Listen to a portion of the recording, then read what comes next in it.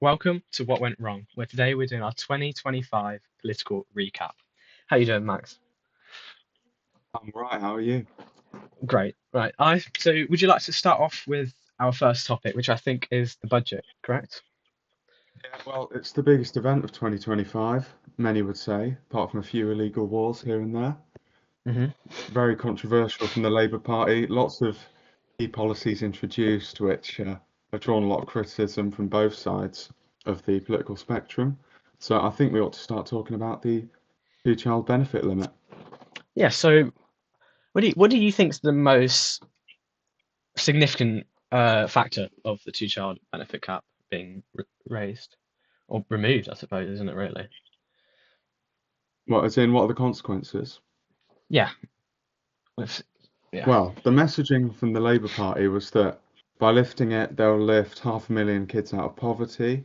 Hmm. Obviously, the flip side to that, and why it's drawn so much criticism, is there are a portion of people on it who do exploit the system, who have lots of children, and some would say it's a waste of taxpayers' money.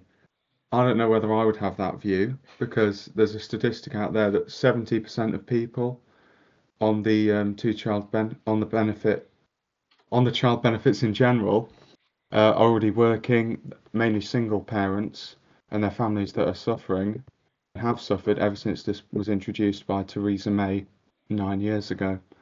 So I would be a supporter of it, but feel free to I mean, I think share your you're view. you're right. I think you do kind of have to question how much of that money is going to the children and not the mother or the parents, sorry, or parents. And I mean, Yeah, yeah, I don't know. I think it's difficult if you don't live in that world and you're not really aware of what's going on from an inside view. It's quite difficult to really know. So I think it's a difficult question, isn't it, really? yeah. Well, there's obviously the concern that it is a waste of money to give benefits to people who are exploiting the system, but from my perspective, that's more to do with the system itself. Right, I don't think that justifies putting 500,000 people in poverty. Then again, that's just my view. But yeah, I think that was one of the better proposals in the budget. Very controversial, but necessary, I think. Because it's a lot of taxpayer money going to people that you don't know what they're spending that money on. That's the controversy of it, isn't it, Yes, really? yeah. Money that could be going Well, anywhere. it was actually suggested by Gordon Brown, and he said that they would pay for it by a tax on gambling, and that's what they ended up doing, because Mm. gambling was taxed at lower rates than tobacco and alcohol, and they've now evened that out to pay for it. So that Yeah. gives it more um, legitimacy.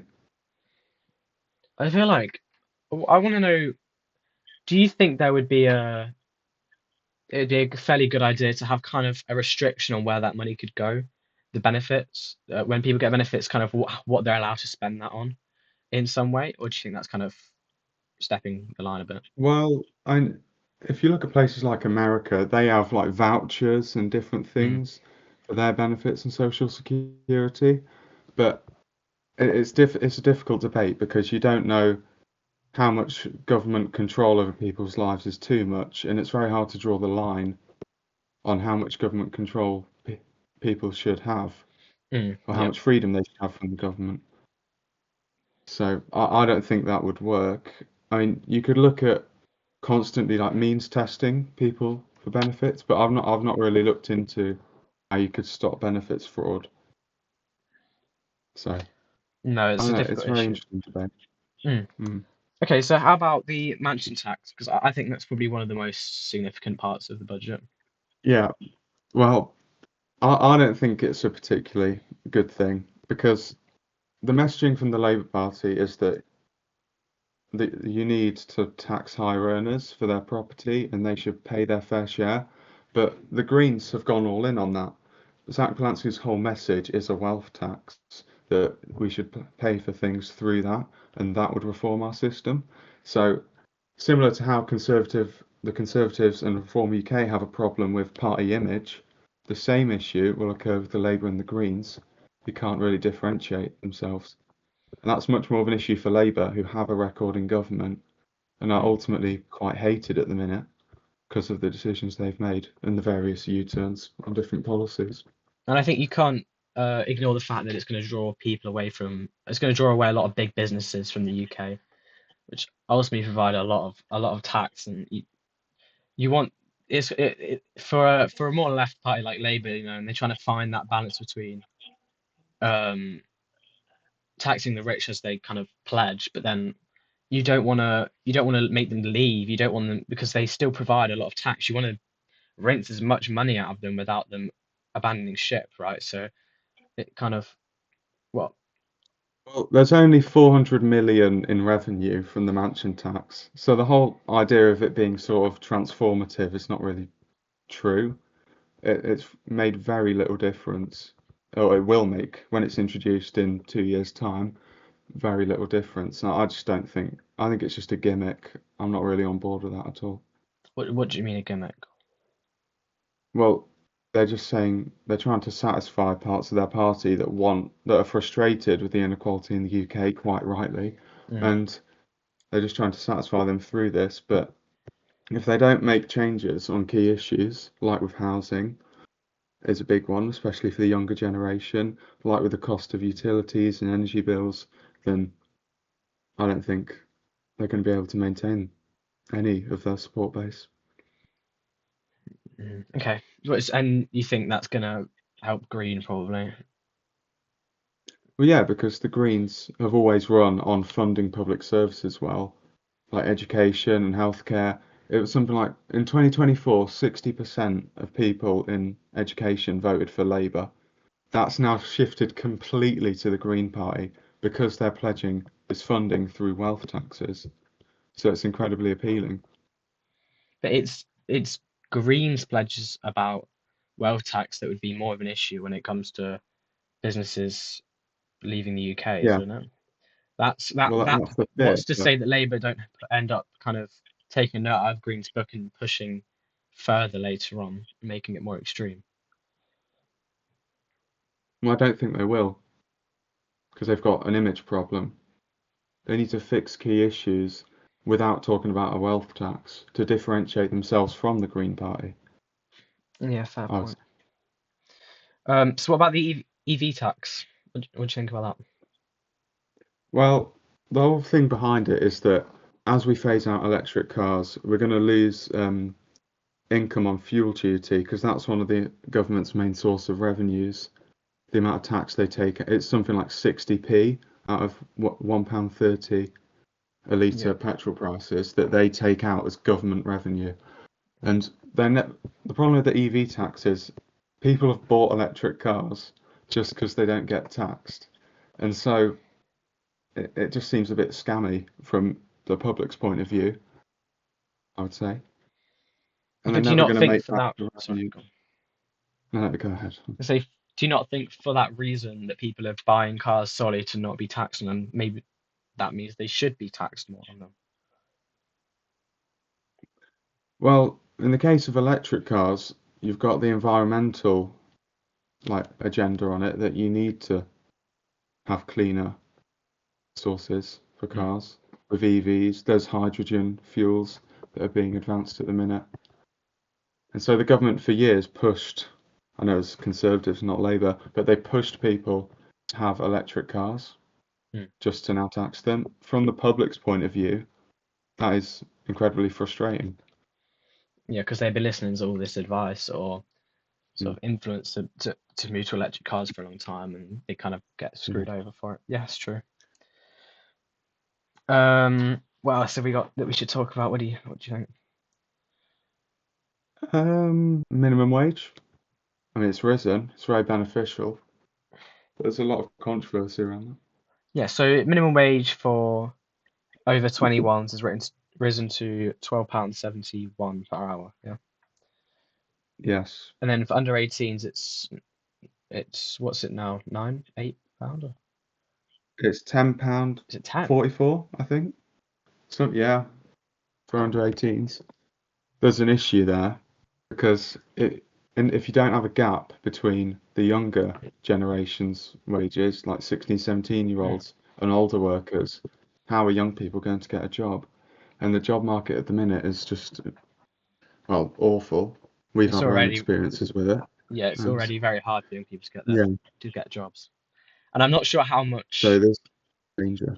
I don't know how much raising minimum wages. It's not exactly gonna change young people's minds about getting jobs. Everybody already, young people all already were trying to get jobs. It wasn't a thing where, oh, we should raise minimum wage and we'd get more young people Yeah, working, because that was always the case, or at least yeah. Well, to a it's large extent. probably So, yeah, it's probably one of those issues where the headlines don't actually really cover the proper issue. mm, Like the Conservatives, like Kemi Badenoch will come and say that it will cause mass unemployment, blah blah blah. But ultimately, I don't think that's the key issue. The key issue is that the job market's incredibly flawed, and you need to incentivize businesses to hire young people. and raise minimum wage won't do that at all. That'll make it much, because if it's only a few Yeah, pounds difference, then why would you really? mm, Um, yeah, Now this one I don't know too much about, so you might want to. I mean, you kind of are leading this kind of part anyway. But the yeah. basic state pension increase, do you want to speak on that a little bit? Well, that's more of a minor issue. I think it's a problem for the UK demographically because as we get older, inevitably more of the government spending will be taken up by welfare and pensions Hmm. because you've got the triple lock pension, which goes up by, I think it's either with inflation, 4.2% or some other factor. And there's an argument that we should just limit pensions to go up with inflation Yep. and that would have less of a strain on government finances. But it is a big issue and very Mm. politically controversial to lower the state pension, but they've decided to increase it. So Mm. Okay, I'm gonna sort of direct us to the next topic. I want to talk about politicians. I want to talk about who you think is your favorite politician of the year, not because a good person, but just the way that they've been in the media and that kind of thing. Who do you think's the most impactful politician, most impactful party, probably? Which party's sort of grown and changed the most as well? That kind of thing. yeah, You want to?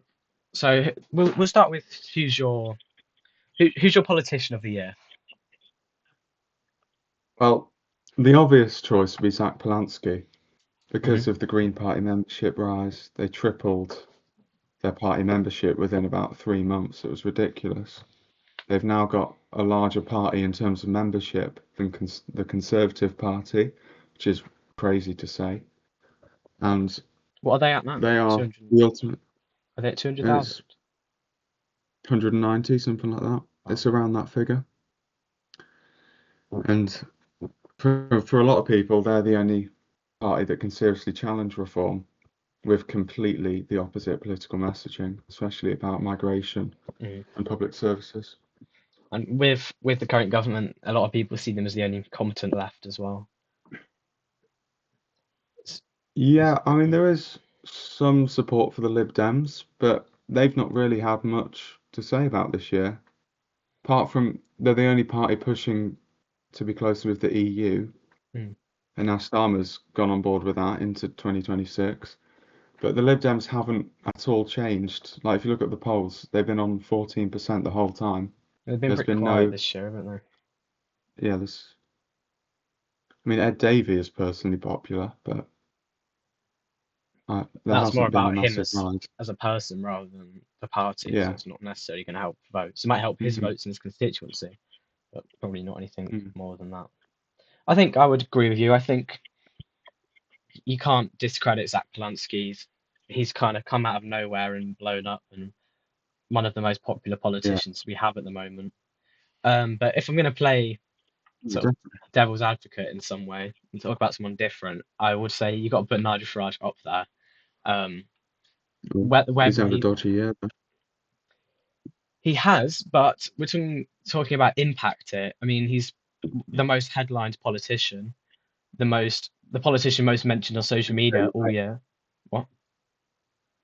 in the Daily Mail, he is definitely. Yeah, I mean, there's not a day that goes by without someone posting something about him, whether it's for the wrong or right, probably the wrong. But You can't change Mm. that. And ultimately, his party is it's stopped growing a little bit. They're kind of stopping a little bit, but they're still on the rise somewhat. It's still a very popular party, and he's gathered a lot of support. Although nowhere near like Polanski has. I mean, Nigel Farage has been in politics for years, like Yeah. years and years, whereas Cult Polanski, following, some would say. you could say he's Yeah. had enough time to learn, whereas Polanski's kind of come out of nowhere and taken everything by storm, and I think you can't discredit him for that. I think I would agree he's our politician of 2025. Yeah, when you talk about reform not having as much popularity growth as some would say, they are now the biggest party by party membership. Hmm. They've overtaken Labour for the first. Labour have been the number one party in terms of membership since 2015, I think, since when Corbyn was elected. So that was an incredibly big moment.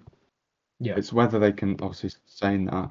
The poll figures, I mean, the start of the year, Labour were still leading in the polls, and now it's Reform with 28% of the vote. Hmm. And so, despite the controversy, despite the talk of them being a Russian asset, It's not changed especially their with opinion that much. Nathan Gills, Hmm. yeah, they did drop in the polls, but they've ultimately managed to sustain their popularity, and they've got a lot of support, especially where we live in Grantham. Everyone is just fed up Hmm. with Labour, and they see Farage as this strong leader to fix the country. And yeah, I think I think the they've had a question fair. I think the question is though, why has all the controversy around Farage not damaged his reputation? Well, I would say that politics is very divided, and most of Farage's support base are people that are incredibly loyal to the sort of ideas he talks about, especially along immigration lines, sometimes on the economic stuff as well.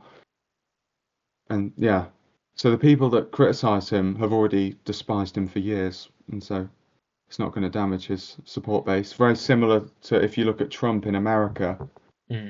he is the most unpopular he's ever been, and yet there are still large sections of the Republican Party who will always support him. They both have a very kind of love-hate relationship with the public, and the people that love him won't care about the things that come out about him, and Yeah, the people that hate him already hate him, so it doesn't really matter, right? well, that's the nature of his messaging. He's Yeah. running on being anti-establishment against the two main parties, so he's going to attract a lot of hate. Hmm. But it's a love-hate relationship with the sort of populist politicians. Okay.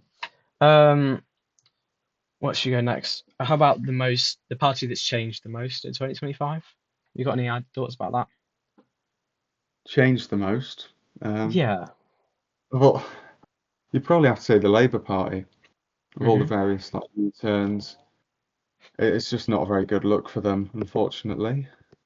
They've U-turned on the inheritance tax. They suspended six of their MPs for voting for getting rid of the two-child limit, and now they've done it themselves, which seems like a very poor decision on their part. Mm. And so they're going to have to find a way to get policies that are popular with the public. They don't really have a vision for what the country's going to be like. No, no real Like plan. when most Yeah. Yeah, it's not like New Labour in 1997, where they preached about education and about funding the health service, and it felt like there was real change. That just isn't happening with the Labour Party at the minute. Mm. Yeah, I think I'd probably have to agree with you there. Although you can make arguments about Conservative, they've lost a lot of members. They've probably had to rearrange, but that's kind of a weak argument. I would say Labour has to be the most changed. Cool. Although the Conservatives have stayed pretty similar with the policies that they're proposing. There's not Similar been much. compared to when? I just mean generally. Well, when Badenoch became leader, she's been leader since late Yeah, 2020. yeah, true. Yeah, I Very think. much follows Mm, reform in some senses, you could say. That's part of the criticism of the Conservatives at the minute. I do want to address that the Green Party. Uh, Yeah. Zach, I don't know how much of this was. When does that plant come in? He came in 24, didn't he? September. September 24. September. Yeah. Yeah.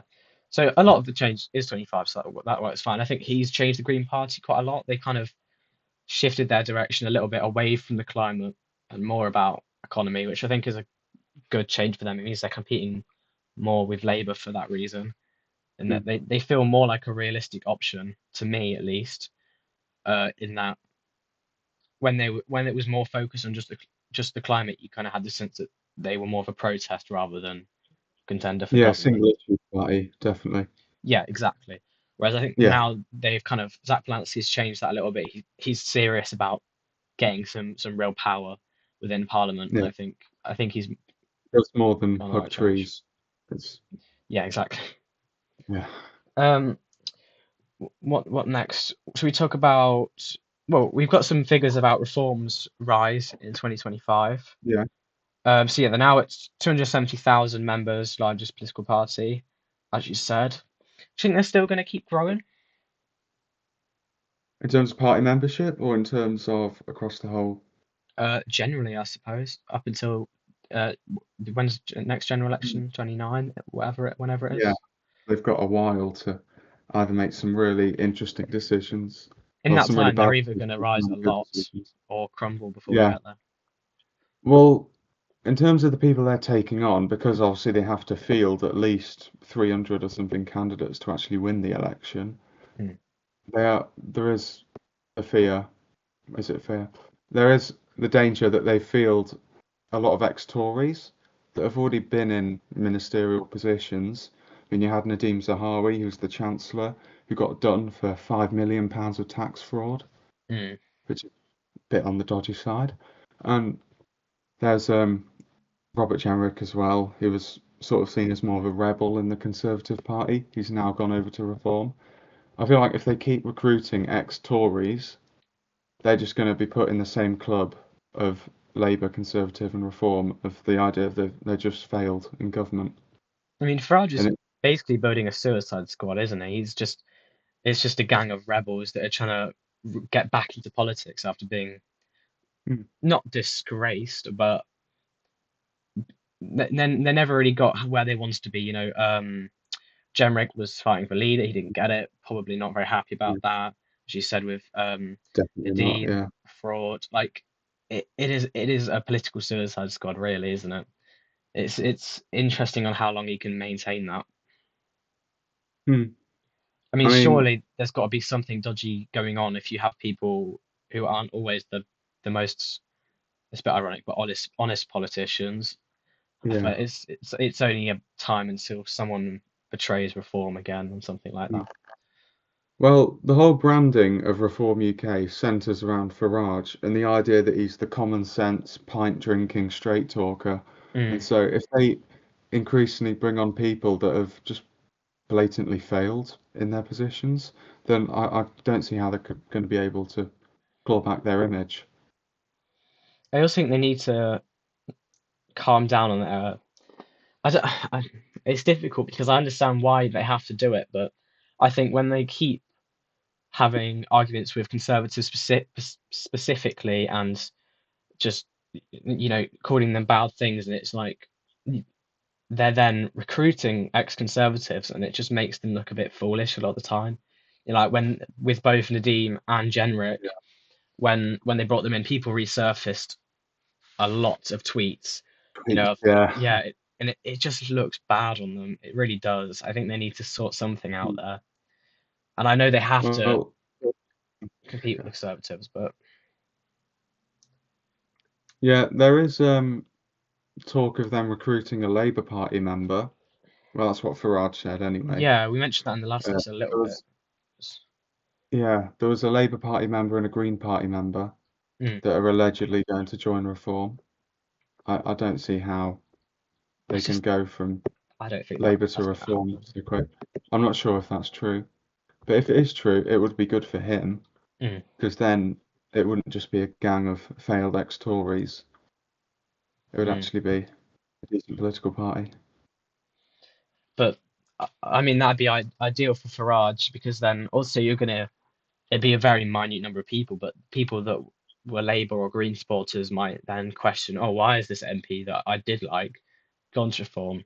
And there's just a little chance of them gaining a Yeah. few members like that, but it's not going to happen. I would be very, Mm. very surprised if that actually ends up happening. Do you think there should be a by-election for Robert Jenrick in Newark? Because people are frustrated. It's an interesting question. I was talking about this with someone the other day, and it's like, are you voting for a party or are you voting for your MP? I don't think so. I think Mm. personally you're voting for your MP. You're voting for Well, someone to that's represent the you. point of the system. Yeah, that's what the system's meant to be, and Most, I don't have an issue with that. I yeah, understand most people do, voters but won't know that. no, but you should be voting for someone to represent you in Parliament rather than for your Prime Minister or your party for government, Yeah, really.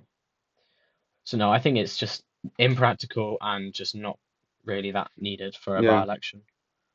Well, Why? then you go down the route of educating the public more on the way the system works. So the idea of like GCSE mandatory politics is a very good idea Mm, because we have a system now where if you aren't really interested in politics, you just vote what your family have voted. And so there's no way to actually scrutinise local MPs. And the whole point of our system is the local representation. So even if you don't agree with Conservatives, if you live in a safe seat, they're going to prioritise local issues yeah, and have policies that will affect you. And the and other parties won't put as much effort in. And it is a so, scary number of people that are just not educated in politics as well. Like that just have no interest in it and either don't just won't vote or just like you said vote with their family. And I think it's not a good thing for democracy at all, is it really? well, why are they uninterested is the question, really. I mean, you can make the statement that it's not forced upon them, which you can't force things upon people, but No, you can't. I think then it needs to be implemented more in school in some way. I don't know about Mm. forcing them to take it as a subject, but maybe um, in form time and that kind of like extra like Yeah, we there's do that, extra but no time in one. schools where it's not really involved in it. Yeah, I mean, Not as people are just much as it should frustrated, be. really. Yeah. That's probably an issue more to do with the parties themselves. The fact that none of them really have a clear view of what they want to do in government. It's not like, again, we're like New Labour, Tony Blair, we'll Mm. come in and do this. The Tories have failed you. It's a pretty The uncertain time, Tories, isn't it? in this case, haven't changed their tune much from when they were in government between various new leaders, and they all have pretty similar messaging. They don't, there's less priority on the public services, and they have similar attitudes to what they have done. And so people would never vote for them based on that legacy. You've got Labour, who I just don't feel like any of the major parties represent their values that well, and it's not advertised in the way it should be. It's a bit of a blur right now on if you look at sort of the Yeah. spectrum of left to right of where everyone is. It's a bit uncertain. No Mm. one wants to stand there and say, this is where we stand on the spectrum. If you align here, vote for it. It's not really like that. Whereas, Mm. as you said, if you go back to the early 2000s and late 90s, you can pretty clearly put Tony Blair and Gordon Brown in a certain place on the spectrum, and no one questions it. Whereas now there's a lot of debate on sort of who sits where. Policies are mixed, influenced by other parties. It's a bit shaky. Well, I would say it's more to do with how they shape their like broad appeal, because the aim is to win the election, and so what parties do, they'll moderate certain stances. Seen that with Labour. Hmm. That whole thing is most likely just a way to exploit the fact people are so uninterested and the fact no one is aligned as much as they were in like 60, 80 years ago to a particular party. Now people can switch very quickly. A lot of Labour constituencies in 2029 will probably turn Reform, even though they have views that are completely contradicting each other. And Hmm. so they're more just exploiting a system where people are uninterested, and so they moderate for the broad appeal. But then you have no values represented in politics. It's just a complete mess. Hmm. let's talk about social media while we're on this topic, because I would say Yeah. that again, another reason why voting is kind of just off the charts is the impact of social media. I think a lot of young people don't understand what's going on in the world, and they end up going to TikTok or Instagram or whatever, and that's why a lot of people are drawn to reform ultimately. Um, Do you think just reform? well, I think all parties will be impacted by this in some way. I think Green, Zach Polanski, some people would say he's very Mm. charismatic and draws attention to social media. I think reform and capitalizes off of it the most, because Mm. Nigel Farage has had an internet presence for a long time. I mean, Yeah. I think I first knew about him from I'm a Celebrity, so that says something, doesn't it? Mm. Yeah. I Was that think really the first introduction to Nigel Farage? no, God. it wouldn't have been, but like Yeah. it would have been for a lot of people. It would have been. Hmm. Well, it's a wider issue with democracy, really. If you've got no one to represent democratic values and like be a good speaker, be charismatic, and have a good image, then populist parties are inevitably going to rise and promise the world and never deliver anything. Mm, And so we're at a situation where Starmer is just so boring and uncharismatic, unfortunately. And people just aren't appealed to it. Like they can like say statistics about certain things, but if people's lives aren't getting measurably better, then they're just never going to vote for the typical parties, and they're going to go down the more populist routes with Reform mm. and the Green Party. Yeah, I think social media as well. With people not being educated enough in school about politics, if you're getting your education from there, you have a very skewed and unrealistic view of what's actually going on Mm. in politics. I think on that Yeah. note, actually, Although, sorry, go on. oh yeah, go ahead. No, No, I it's was going to fine. say just on that note, you could talk about the aging, um, the voting age being lowered. How Yeah. how how do you feel about that? Because I'm not a fan of voting age being lowered at all. Well, I would say that it's difficult because if you look at the current electorate that vote, among older people, they're more the generation that are more staunch in their views and will vote certain ways, and that Mm, has a very what's the word, unbalanced like influence on different election results, particularly with Brexit. mm. And there is an argument that you should lower it to 16 because it would give young people much more opportunities, I I think. just feel like for me, it's that sort of same issue with older people, with pensioners, except the difference Mm. is you can't take away people's right to vote. You can't allow them to vote Yeah, and then take it away. It's kind of yeah, it just wouldn't happen for that reason. But I think younger people in that for that same reason as older people, I think they're quite radical compared to the sort of average age of people in that they're young. They want to feel like they're making a difference. You know, when you first vote for the first time, you want to feel like you're really making a difference. So you're much more likely to vote yeah, for a reform or a green, like a much more radical party. And I think I'm not trying to discredit either of those parties, but I think that's yeah, not what we need. I don't think that's what we need right now. I don't mm, think we need more radical yeah, governments, more extreme governments. mm, I think we need to go back to that semi-comfortable safe ground in the middle. I think that is ultimately the current voting age. They're much more central. I think if we lowered it 2 years, I think that would have more of an impact than on Conservative and Labour that mm, people think it would. yeah. GCSE students voting seems like a I, crazy idea. I know they've not even got their first qualification. They're going to be allowed to vote. It's just crazy.